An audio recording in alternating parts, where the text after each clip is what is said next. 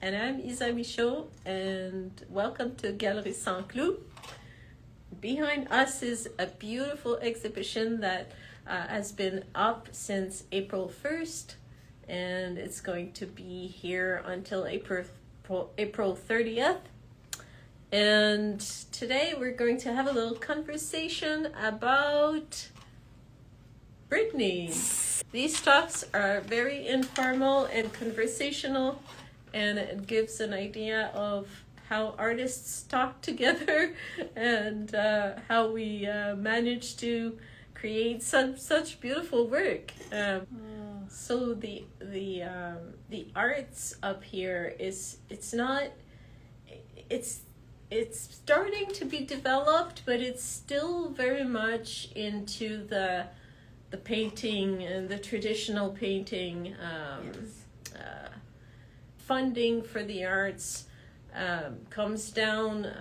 You said that recently a program that you went to in London just got the top, right? Yeah, Fanshawe College, their fine art program. I think that one of the professors said it was like over 50 years old, and they just got notification that they were going to be slashing the advanced diploma program, which is what I took, like little baby artist me. And for us up north, it's I'm trying to explain what it's like for an artist to develop their practice here, like a professional artist, and I think you're starting to see the amount of work that we have to do in order to get anything happening here that's a bit different, let's say. If you're wanting to do something that's a little bit different, that's not like a painting that someone can buy and put on their wall, it's not easy to find those types of opportunities, especially because it's not, people don't get exposed to that a lot. It's so foreign to a lot of people that, like, even when I was explaining to my family, and like I went to art school, like they seen the different creative stuff I did, like it was they still appreciated it, I think, because of like their connection to me and seeing what I went through. When you're used to seeing like just a beautiful painting that's on a canvas, on a wall, and then you're looking at something completely different you've never really seen, this type of installation, you're kind of like, what is this? And it kind of rocks your world of like what your whole concept of art is. And like I went through that myself when I went to art school, like, because I just, used to, I remember it too. You're like, I like to draw, or like I can draw a portrait really well, or horses, or whatever. When do we get to put things in frames? Exactly. Can I learn about framing? And then you like learn about these different art movements, and it's like a shock to your system, but then you're like, wait a minute, this is actually like really interesting and cool, and like there's people had to be really brave to like do this kind of different thing that had never been done before. So especially where we are, that's why I'm so grateful that I was able to do this, because I'd never made an installation like this before, Yeah. So like in my art journey, it's just a really like precious opportunity for me, and especially in the north.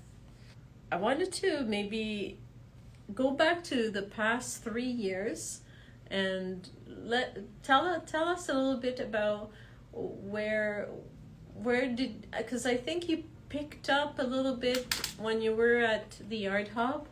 That was about 3 years ago, around there. Yeah, 2 years ago. 2 or 3 years ago. Yeah. So I finished my art degree back in like 2013, and I moved around the country a little bit, and I came back and I went through the craft fairs, and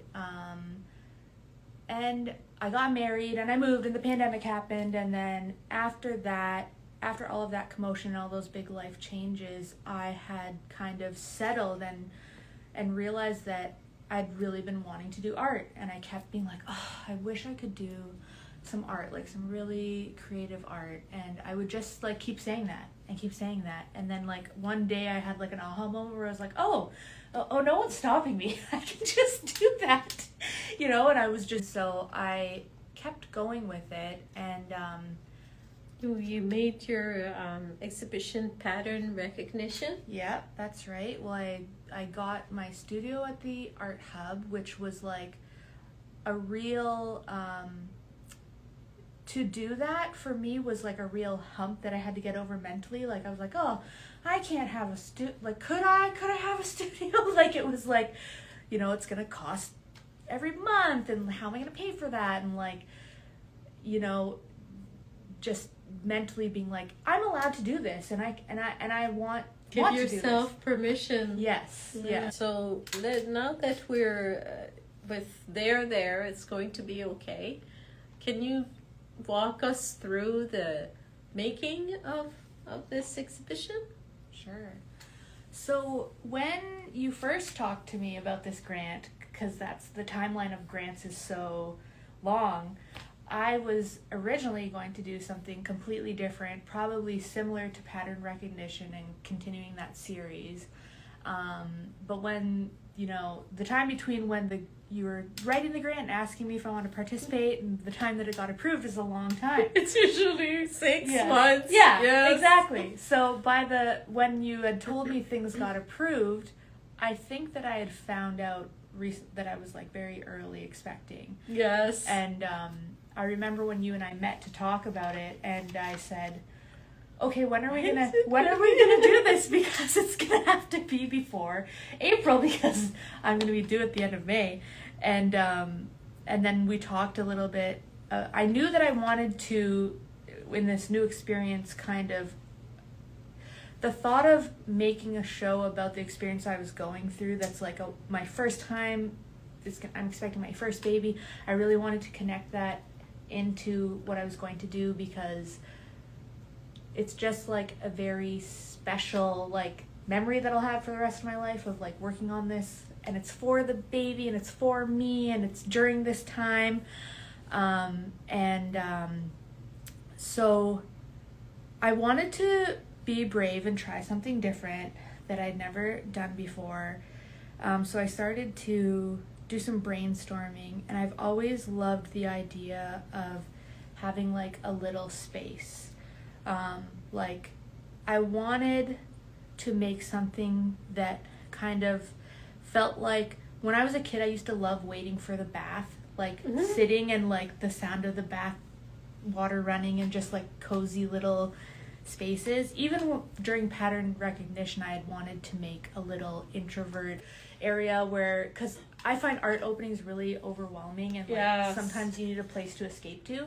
Absolutely. So the idea of that has always kind of been something I'm interested in, and the one inspiration piece that I learned about when I was in art school during the shocking time, you know, was the Tracy Emin Everyone I Slept With tent installation from 1995. And that piece was this tent, and on the inside she had applique embroidery, and it was names of everyone that she had ever slept with from a certain time in her life, like from like sleeping in the bed with her mother to like people that she had, you know, slept with. And that piece really, it's a really famous piece. It resonated with a lot of people. I always loved the idea of having a space that you could go into and interact with. So when I was thinking about, you know, having a baby, you know, the feeling of that whole shift in identity and anxiety about like, oh my gosh, am I going to be good at this? Oh I know this is going to be really hard. And just being like, what do I have to offer? And that kind of idea and those feelings are what kind of I've transferred into this blanket tent. And the fun part about it too is like adding meaning along the way. So I thought about my own childhood, and I had the book Goodnight Painted Pony, which was like a book from the 70s that my parents definitely like got secondhand from somewhere. And when I thought about my childhood, I thought about that book, and it just kept kind of coming up. And then I thought about, oh my gosh, when I was a kid I used to just draw horses. Like my grandma, when she came to visit, was talking about how she had like an old horse picture, and I would just draw the face from the side, like I just drew like the horse head. So I would just draw horses all the time because I loved them. And she had them. And she had horses at her house. And you had encouraged me to talk to Miranda from Thinking Rock. And she was like, no, you should definitely do this. Because I'm like, you know, I'm expecting, I didn't know how I was going to feel. I needed to make something that was doable for me, but something I was still going to be proud of.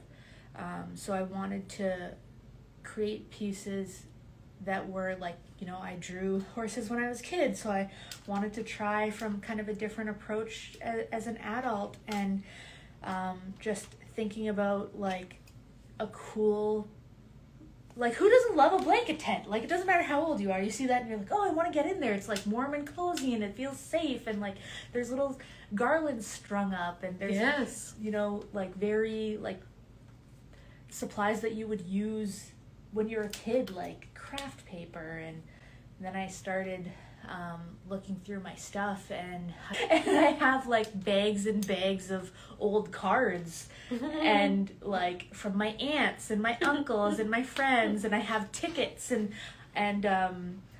I thought, you know, I'd love a way to use these that's meaningful, because I gathered them throughout my life. Some of them were like cards from when I was a kid, and I just started making the animals, and that's always been my way. Like even when I was in school, I remember the teachers would always be like, but what is this about? What is this about? And I was always like, I know there's something, but I can't think of it. You know, or like I'd be like, well, you know that Plinko game? They're like, well, that's why we need to know that. So like that's always been a struggle for me sometimes. Is like there is meaning there, but it's so teasing it out. Yeah. Being able to put a finger on it, name it. Yes. It's not easy to do that. Yeah. But it's always there. It's like you have to like mine it out. Exactly. I mean, at least for me, I don't know if there's people out there that like go in and they have everything like tick, tick, tick, tick, tick. This is what's, you know. I guess so. Some people, yes, tick, tick, tick. But no, I think you figure it out. Mm-hmm. Yeah. Which is fun because there's a little bit of like risk to it, or like unknown.